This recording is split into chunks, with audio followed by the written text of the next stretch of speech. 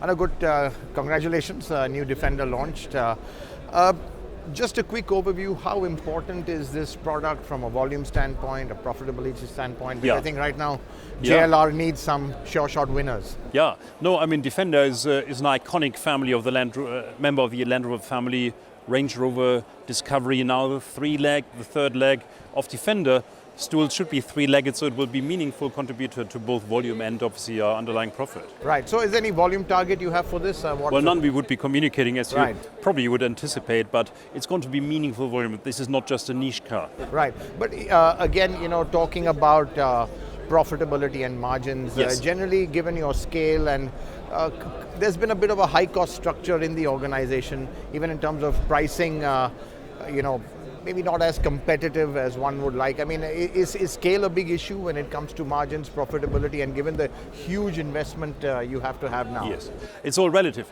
How do you define scale? If scale is just volume, but a lot of volume at very low margins, obviously scale is also quite useless. Right. So it's got to be the multiplier of volume times variable profit or contribution margin, and that's got to be the sum that you get, because that is what will allow you to invest in future architectures and technology and such like.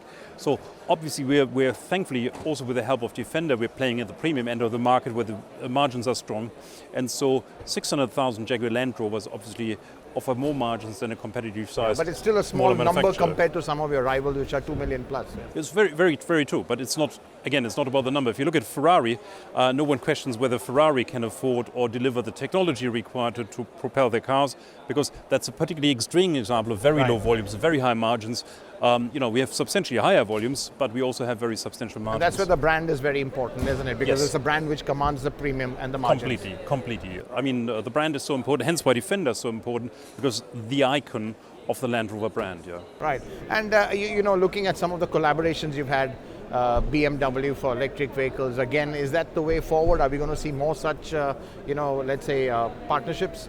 Well, it makes perfect sense for the industry to seek out more partnerships.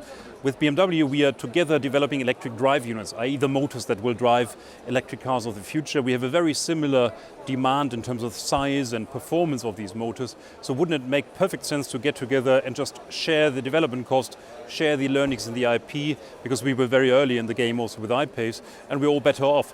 And no customer is going to buy the car specifically because of the electric motors. Yes, we will be seeing more of these things selectively, specifically with certain players where it makes sense.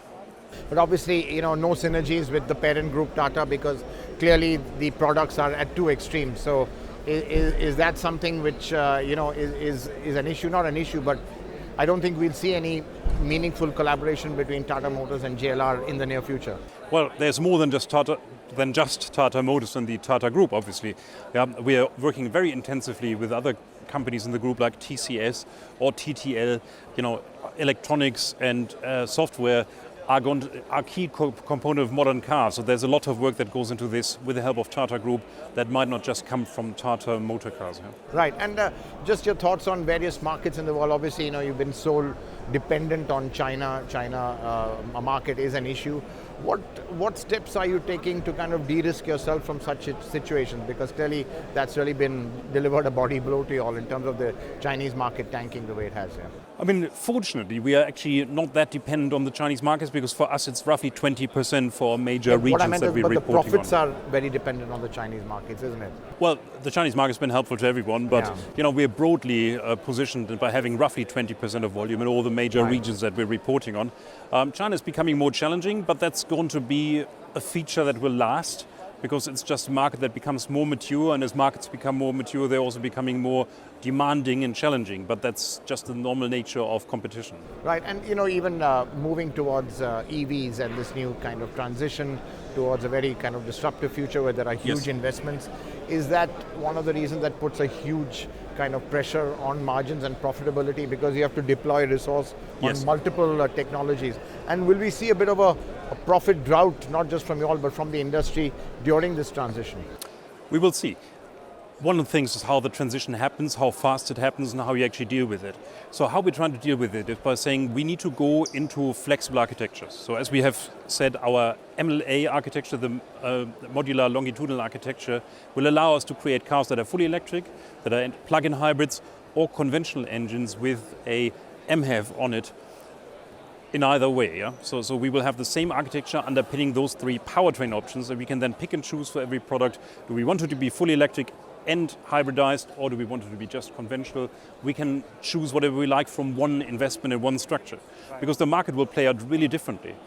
Probably by 2025, all cars sold in Shanghai will be fully electric, because you will not be able to obtain a license plate without that. Right. In London, you will drive a hybrid because you drive electrically within the M25, and then you can go off to Scotland on a long haul.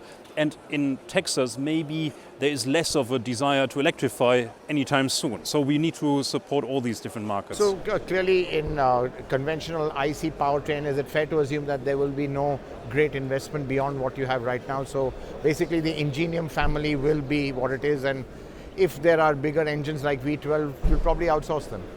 Well, we have not had a V12. And we probably aren't getting one this time now. Yeah. But you're absolutely right. I meant even a V8. The Ingenium engine is obviously very fresh. It is a wonderful engine. We're just rolling out the 6-cylinder variants of that. But there's no V8 possibility on that. So I'm saying for certain markets, if there was a V8, you would probably have to look outside the Ingenium family. Well, yeah. You've got a straight 6, which you can do, I think. Very true. Very true. And the straight 6, particularly coupled with the hybrid, with the plug-in hybrid, obviously you get a lot more systems performance from it, or even with the MHEV on it, delivers a fantastic performance feel. But we have many customers who love buying V8 cars, and we will want to supply our customers with what they like to buy for as long as they want to buy it. So if they want a V8 car, you will give them a V8 car? We will probably give them V8 cars for a long time to come. Maybe not your own engine. We will see whatever that is going to be. It's going to be a really performing engine that will hopefully make our customers very happy. But you didn't answer the question, which probably answers the question. But anyway. I couldn't possibly comment. Yeah, okay. And just one last question is Brexit, which is hanging like a sword over everyone's heads. I mean, is that something that's just out of your control and you're just going to take it as it comes, or because it just no one knows what's going to come out of it? Like every company, we're preparing for Brexit as best as we can. Yeah. But not just like you, unfortunately, we probably don't know what Brexit is going to be. Right. So we have plans for all eventualities, and then we will see what reality will bring. Wish you all the best. Lovely. Thank you so much. Thanks so much. Thank you.